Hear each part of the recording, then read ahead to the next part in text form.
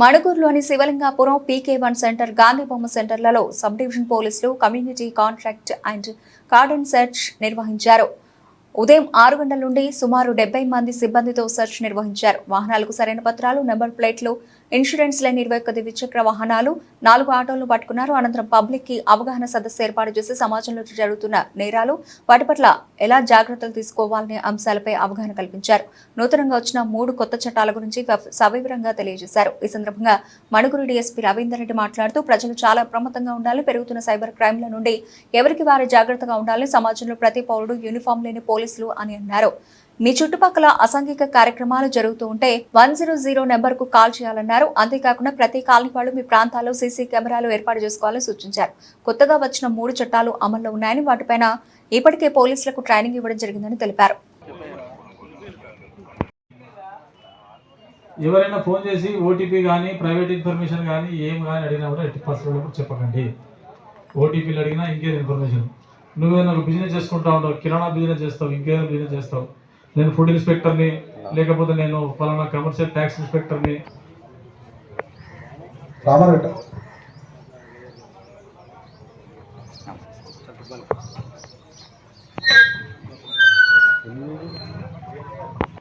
ముఖ్యంగా ఈరోజు మన మణుగూరు శివలింగాపురం నుండి పీకే1 సెంటర్, అదేవిధంగా గాంధీబొమ్మ సెంటర్ ఉన్న ఏరియా అంతా కూడా ఉదయం నుండి మణుగూరు సబ్ డివిజన్లో 2 ఇన్స్పెక్టర్లు, ఒక 3 ఎస్ఐలు, అదేవిధంగా ఒక 70 మంది సిబ్బందితోటి కమ్యూనిటీ కాంటాక్ట్ అనే ప్రోగ్రామ్ని ఉదయం నుండి కండక్ట్ చేయడం జరుగుతుంది.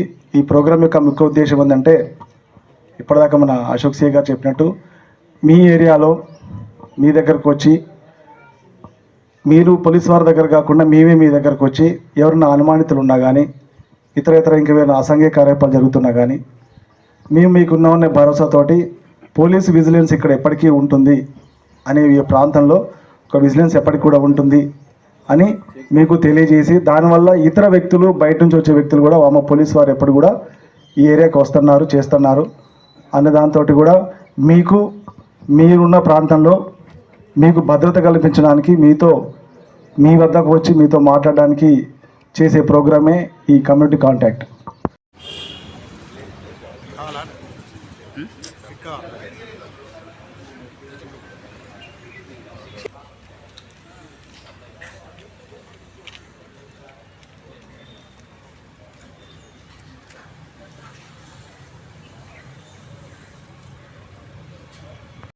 ఈ ప్రాంతం లోపల తలదాచుకుందాం అనే ప్రయత్నం కనుక చేసినట్లయితే ఇక్కడ పోలీస్ చెకింగ్ జరుగుతూ ఉన్నాయని చెప్పి వాళ్ళు కూడా దీన్ని ఒక షెల్టర్ జోన్ లాగా భావించకుండా ఉండాలనే ఉద్దేశంతో ఈ కార్యక్రమం అనేది చేపట్టడం జరిగింది.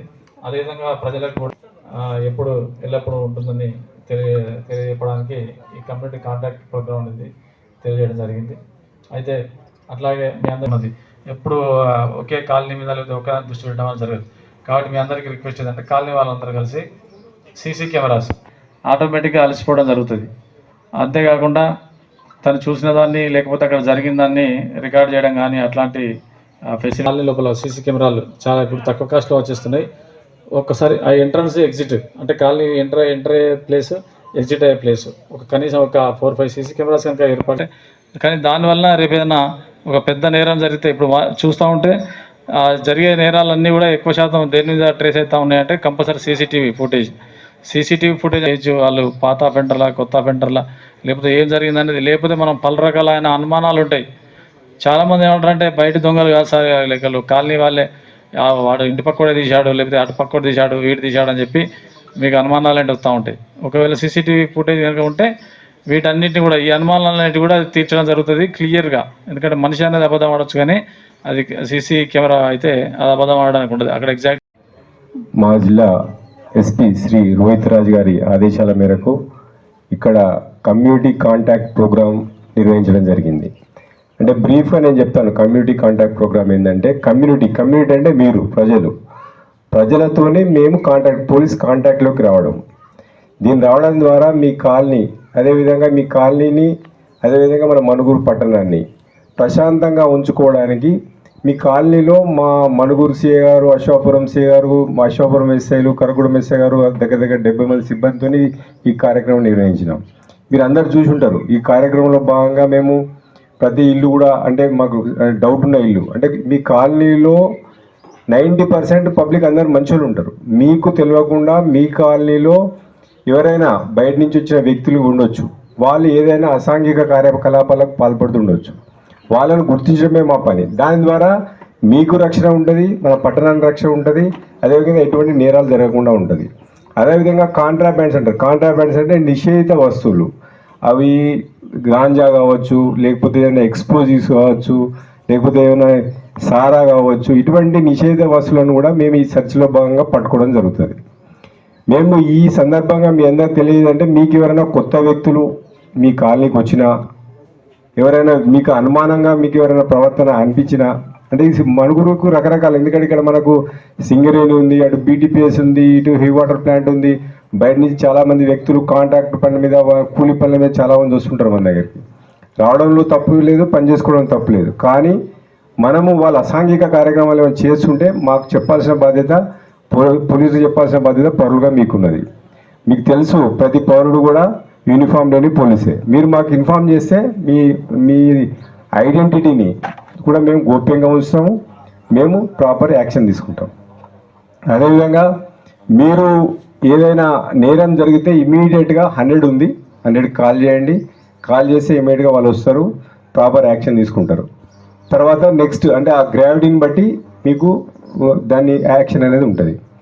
అదేవిధంగా ఈ సందర్భంగా ఇంతమంది ఉన్నారు, ప్రెస్ మిత్రులు కూడా ఉన్నారు కాబట్టి నేను ఇంకొకటి చెప్పదలుచుకున్నాను. అంటే మీకు ఒక కొత్త విషయం చెప్పదలుచుకున్నాను. అదేంటంటే 1 జూలై అంటే ఈ నెల 1వ తారీఖు నుండి మనకు కొత్త చట్టాలు వచ్చినాయి. మీకు తెలుసు అనుకుంటా, ఇది కొత్త చట్టాలు వచ్చినాయి. కొత్త చట్టాలు ఇంతకుముందు ఐపీసీ, సిఆర్పిసి, ఎవిడెన్స్ యాక్ట్ అని ఉండేది. ఇప్పుడు బిఎన్ఎస్ అంటే భారతీయ నాగరిక సంహిత అని, భారతీయ నాగరిక సంహిత, భారతీయ సాక్ష్య అధినియం అని 3 చట్టాలు, బిఎస్ఏ, బిఎన్ఎస్, బిఎన్ఎస్ఎస్ 3 చట్టాలు వచ్చినాయి. వీటిని మనం కొత్తగా ఇంప్లిమెంట్ చేస్తున్నాం. మీకు ఇలా కొత్త విషయాలు ఏంటంటే, మీరు ఇప్పుడు డైరెక్ట్ ఏదైనా మీకు నేరం జరిగింది, మీరు ఎక్కడో మీరు వేరే కొత్తడం పోయినారు, ఆడ గొడవ అయింది, మీరు అక్కడ కేసు ఇవ్వలేకపోయినారు, ఇక్కడ మనుగురుకు వచ్చారు. మనుగురులో మీకు తెలుసు, మీకు మనుగురు పోలీస్ స్టేషన్ తెలుసు, ఇక్కడ మీరు కేసు పెట్టుకోవచ్చు. నేరం ఎక్కడ జరిగినా కేసు పెట్టుకోవచ్చు. దాన్ని 0 ఎఫ్ఐఆర్ అంటారు. 0 ఎఫ్ఐఆర్ అంటే మీరు వేరే దగ్గర నేరం జరిగినా వేరే పిఎస్లో పెడితే మీ కేసు తీసుకోవాల్సిందే. కంపల్సరీ పోలీసులు కేసు తీసుకుంటారు. ఆ సంబంధిత పోలీస్ స్టేషన్కు ఆ కేసు ట్రాన్స్ఫర్ చేస్తారు. తర్వాత సంబంధిత పోలీస్ ఎక్కడ నేరం జరిగిందో ఆ పోలీసు వాళ్ళు దాని మీద తీసుకుంటారు. అదేవిధంగా ఎలక్ట్రానిక్ ఎఫ్ఐఆర్ అని వచ్చింది. మీరు ఆన్లైన్లో కూడా ఎఫ్ఐఆర్ చేయొచ్చు. ఆన్లైన్లో ఎఫ్ఐఆర్ అంటే మీరు ఆన్లైన్లో మెయిల్ ద్వారా కానీ వాట్సాప్ ద్వారా కానీ పంపిస్తే 3 రోజుల్లో మీరు మళ్ళీ పోలీస్ స్టేషన్కి వెళ్ళి అక్కడ సంతకం చేస్తే అప్పుడు మీరు దరఖాస్తు తీసుకుంటే ఆన్లైన్లో తీసుకుంటాం. మేము తీసుకున్న తర్వాత వెరిఫై చేస్తాం. వెరిఫై చేసిన తర్వాత మీరు ముగ్గురు కూడా 3 రోజులలో వస్తే దాని మీద సంతకం తీసుకొని దాన్ని ఎఫ్ఐఆర్గా కన్వర్ట్ చేయడం జరుగుతుంది. ఇట్లా కొత్తగా వచ్చినాయి. ప్రతి నేరం, ఇంతకుముందు ఒక నేరం జరిగితే ఖచ్చితంగా ఎలక్ట్రానిక్ అంటే ఆడియో వీడియో రికార్డింగ్ చేయాల్సిన అవసరం లేకుండా ఈసారి కంపల్సరీ ఒక నేరం జరిగింది, కొట్టుకున్నారు, తిట్టుకున్నారు, దొంగతనం జరిగింది, మర్డర్ అయింది, రేప్ అయింది, ఇమీడియట్గా పోలీసు అక్కడికి రావాలి. అది ఎలక్ట్రానిక్ అంటే మొబైల్ ద్వారా కానీ లేదా వీడియో కెమెరా ద్వారా కానీ ఖచ్చితంగా దాన్ని వీడియో చేయాలి, ఫొటోస్ చేయాలి, దాన్ని ప్రాపర్గా కోర్టు పంపించాలి.